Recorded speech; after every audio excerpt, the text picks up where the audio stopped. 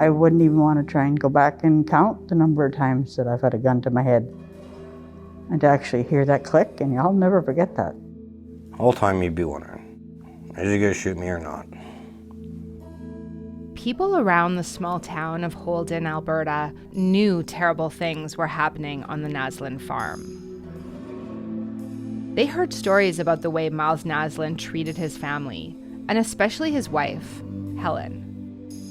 He was a very intimidating person, and everybody knew that if you're going to approach him or cross him, there's going to be consequences, and it's not going to be good.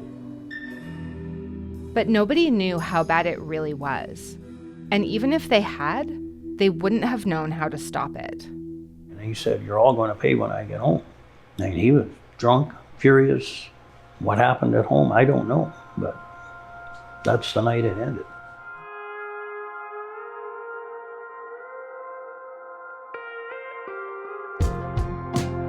I'm Jana Pruden. I've been reporting on crime and murder in the Canadian prairies for 25 years. And I've never come across a story quite like Helen's. About a family that survived together and then broke apart.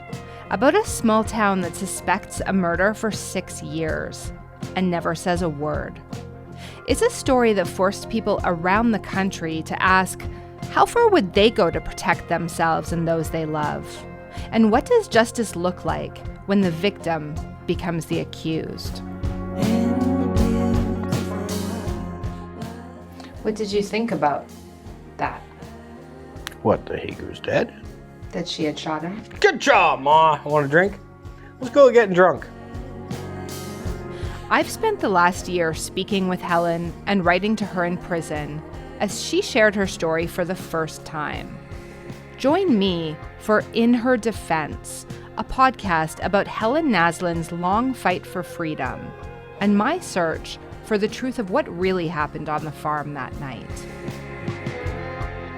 We know more of the truth, and Helen didn't kill anybody.